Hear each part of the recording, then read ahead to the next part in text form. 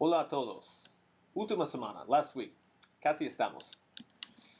This is the final exam study guide, and it has all the different sections plus what's useful to study for the exam. So take a look at that and let your instructor know if you have any questions, and we'll start reviewing for the final exam today.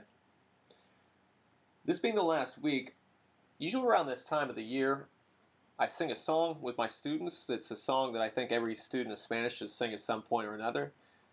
So we'll have to do it over the internet today. Momentito. La canción es La Bamba. Okay, you can sing along with the whole thing. If you happen to know it, join me in the chorus. If not, no importa. Uno, dos, tres.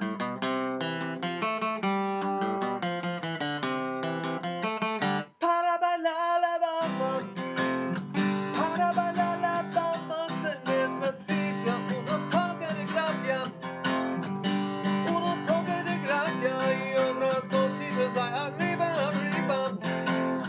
Ay, arriba, arriba, arriba. Hey, yo no soy marinero, yo no soy marinero, por ti seré, por ti seré, por ti seré. Bam, bam, bam, bam. Bam, bam, bam, bam. Bam, bam, bam, bam.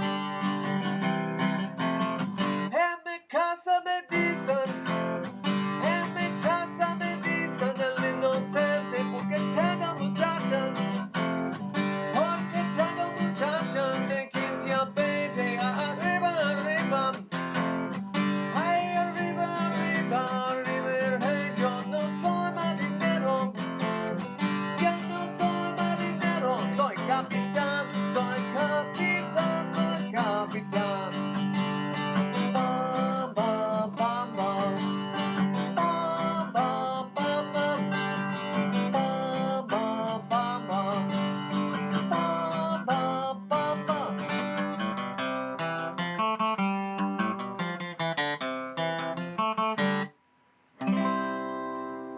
Gracias.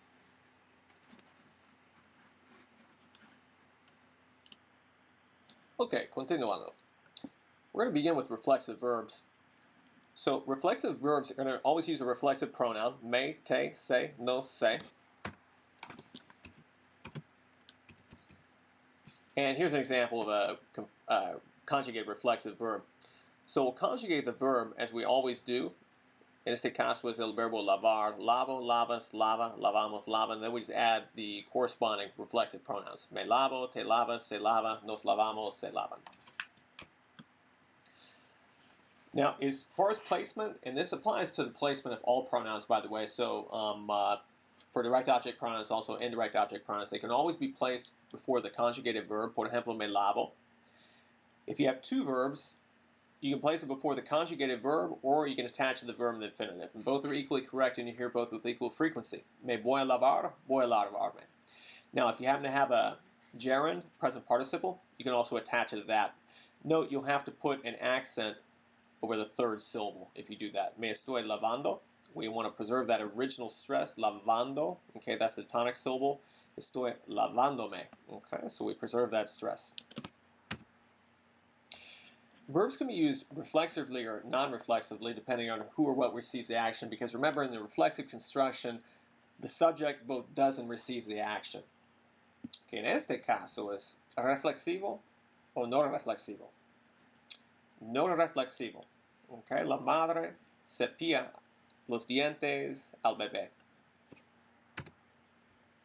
Reflexivo o no reflexivo. Reflexivo. El niño se cepilla los dientes. Reflexivo o no reflexivo. No reflexivo. Los niños lavan el coche. Reflexivo o no reflexivo. Reflexivo. La niña se lava las manos. Okay, at this point, we'll go to our first activity. Una mañana muy apurada. Dice, completa el siguiente párrafo con la forma necesaria del verbo apropiado. Después, compara tus respuestas con la de un compañero. We'll skip that step. Ojo, unos verbos son reflexivos y otros no. Okay, so we have a non-reflexive verb and a reflexive verb in each one in the infinitive form. Note that some of these are irregular. For example, despertar has a stem change, E to IE. E to IE. In this case, the stem change is E to I. E to IE. Okay, you can pause here, complete this activity, move on when you're ready. Pretérito imperfecto. Let's look first at usos del pretérito. Usamos el pretérito para expresar una acción terminada en el pasado. Por ejemplo, vimos a Beto anoche. Para expresar el comienzo a la terminación de una acción en el pasado. Por ejemplo, empecé a estudiar español hace 2 meses. Now, there is an exception to this, and that being if it were a habitual action. For example, the game always began at 8 o'clock. El partido siempre empezaba a las 8. We would use the imperfect for that. Se usa el pretérito para expresar un cambio de emoción en el pasado. Por ejemplo, te enojaste cuando supiste lo que pasó. Saber, remember, has a different meaning in the preterite as it does in the imperfect. So in the preterite it means to find out, in the imperfect it means to know. Usos del imperfecto. Se usa el imperfecto para expresar una acción en progreso en el pasado sin énfasis en el comienzo ni en la terminación. This will translate as the was or were plus ing into English. Por ejemplo, Rosa y Gerardo trabajaban durante las vacaciones. Se usa el imperfecto para expresar acciones habituales en el pasado. Por ejemplo, Javier siempre jugaba al ajedrez. Se usa el imperfecto para describir personas, lugares o cosas y también para hacer una descripción en el pasado de estados físicos o emociones. Por ejemplo, ¿por qué estabas enojada? O mi casa era pequeña. Se usa el imperfecto también para hacer otras descripciones en el pasado, por ejemplo, la hora, la fecha, la edad, etc., etc. Bueno. Ok, actividad 2. Dice, llena los espacios en blanco con una forma del pretérito o el imperfecto. Okay, so you can pause here, complete this activity, and move on when you're ready. Okay, let's take a look at por y para. Para repasar. ¿Por cuánto tiempo estudió ella? Por mucho tiempo. Duración de tiempo se expresa con por. Okay, so duration of time is por. ¿Por dónde viajan? Pues viajan por Europa. Movimiento a lo largo de, es decir, through, on, around, and about, is going to be por. Okay, so they traveled through Europe, not to Europe. That is to say, from maybe they arrived in Spain, went to Italy, went to France, etc., etc. Ok, ¿por qué lo hizo? Por el dinero. Motivo. Causas. Por. ¿Cuánto cuesta? Pues se vende por 1,000 euros. Intercambio. So this for this, por. ¿Cómo viajan? Viajan por coche.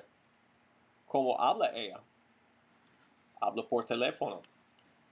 Para expresar medios se usa por. Okay, let's take a look at para. Okay, la fecha límite es para cuándo, para inscribirse en la Universidad de Chihuahua. Pues la fecha límite es para el 1 de junio. So we talk about deadlines, when something's going to happen, para. El niño va para la escuela. Es su destino. Okay, this is going from point A to B. That kind of movement is para. ¿Para quién es esta carta? Es para mamá. Ella es el receptor. Okay, it's destined for her. Para ella. Comparaciones. Juega bien al basketball para ser bajo. When you make comparisons, para. Finalmente, reciclamos para, pues para combatir el calentamiento global, para ahorrar electricidad, para disminuir la contaminación del aire y el agua. Meta, propósito, para. Okay, activity 3. Más por y para. Now I'll fill the blanks with por or para as needed by context. Before we do that, let's keep discussing this just for a minute. Por or para, what will we use? I'll send it to you by UPS. Por, mode. It should get there by tomorrow afternoon. Para. Fecha límite. Deadline. I need to leave for the airport at noon. Para. Destino. Do you like my new shoes? I only paid $20 for them. Por. Intercambio. We went on vacation and stayed in a hotel for a week.